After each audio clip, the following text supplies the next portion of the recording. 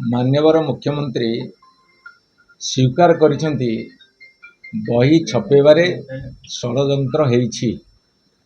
ए कथा को विरोधी दल बारंबार उठेइछंती जे आ पछरे गोटे जघन्य षड़यंत्र अछि, ओडिया अस्मिता उपरे कुठारघात होउछि, ताकू ए सरकार करिसेंती। जहाउ शेषरे माननीय मुख्यमंत्री सेथिरे सहमति प्रकाश कले यह विरुद्ध रे षड़यंत्र हेइछि बही छपेबारे।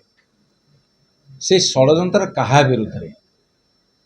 से षड़यंत्र सरकार विरुद्ध रे ना सरकार मुख्यमंत्री विरुद्ध रे? जदि षड़यंत्र हेइछि काहीकि हेइछि? से षड़यंत्र उद्देश्य कौन थिला? से षड़यंत्र करिथिया व्यक्ति मानकु केमिति आपण धरिले बा ए कथार केमिति उपनीत हेले षड़यंत्र हेइछि? एवं जो माने षड़यंत्र करिसेंति से माने को दलर? से भारतीय जनता पार्टीर ना आउ किए? सी जो ऑफिसर मान को नहीं करिथिबे कि जो संपादन मंडली होंतु बा जो माने सब बही लेखुतले सेही मान को भितरे किए सिखी मनाई अछि? एमिति शह शह प्रश्न बर्तमान ओडिशावासी मन आगे छिड़ा हो गलानी। जो कथा संदेह करुले जे या पछरे गोटे गभीर षड़यंत्र अछि एवं माननीय मुख्यमंत्री तो स्वीकार कर सारे षड़यंत्र अछि, से षड़यंत्रकारी किए कहा विरुद्ध रे हेइतिला, कौन पे हेइतिला, किए किए करिथिले, जदि करिथिले ताहले तांको को भलिया शास्ति दिया जिवो, ए समस्त कथार खुलासा करिवे कि? जो कथा मुख्यमंत्री उठेइछंदी से कथा को खोली करी ओडिशावासी आगे प्रकाश करंतु। से माने किए? आपणक दलर अंत कंदलर परिणाम नुहे तो?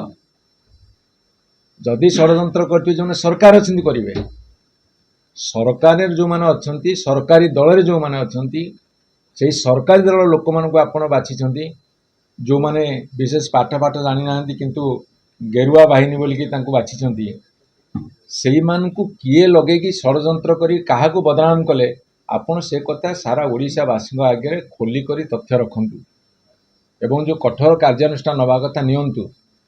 जदि दलीय चापरे याकू चापी दिया जिवो ताहाले आपण भी दल बड़, ओडिशावासी पछे, ओडिशावासी स्वार्थ बहुत पछरे 40-50 लाख पिलांकर भाग्य अंधार एक कथा हम धरी नबु।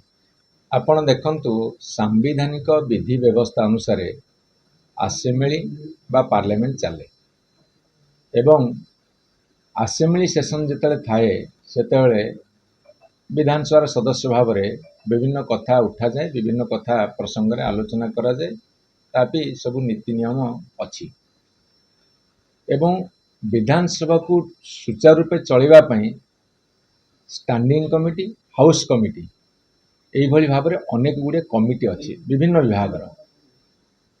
तेणुक जेतेबेले आर्थिक वर्ष सरे मार्च एप्रिल मसरे सेतेबेले गोटे वर्ष भी स्टैंडिंग कमिटी एवं हाउस कमिटी मान गठन करा जाय थाए। किंतु ओडिशा राजनैतिक गणतांत्रिक विधानसभा इतिहास रे प्रथम थर पे देखागला 3-4 मास कमिटी गठन हो पारु नाही। गठन न हो पार कारण एते पर्यंत स्पष्ट हो नाही।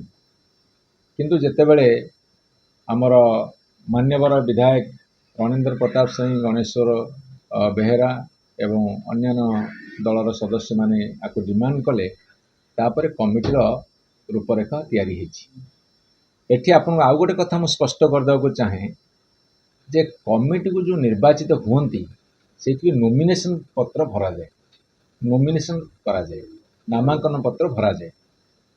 तेणु वर्तमान आपन जो प्रश्न रखुछंती किए को कमिटी गला, केमिति गला, किए कहा भी नोमिनेशन कला, नोमिनेशन रे किए दस्खत कला, किए प्रपोजर हैला, किए सेकेंडर हैला, किए प्रस्तावक हैला, किए समर्थक हैला, सेटा जितेबाला जना पड़िबो जे जो बीजेडी 8 एवं कांग्रेस 3 जन सस्पेंडेड एमएलए माने अछंती से माने को दलरू गले कहीं मो पाखे तो खबर नहीं तांको भी नोमिनेशन किए देला। नोमिनेशन मते लगुच विजु जनता दल तरफ दिया है नहीं बोली, किंतु सरकारी दल तरफ दिया है कि ये कथा जितेबाला स्पष्ट हो जनापड़ से कौ दलर प्रार्थी हिसाब से विभिन्न कमिटी को चयन कले सेटा सब बड़ प्रश्न से प्रश्नर समाधान हो जना पड़ सी कौ दल कमिटी सदस्य भाव में जाइए।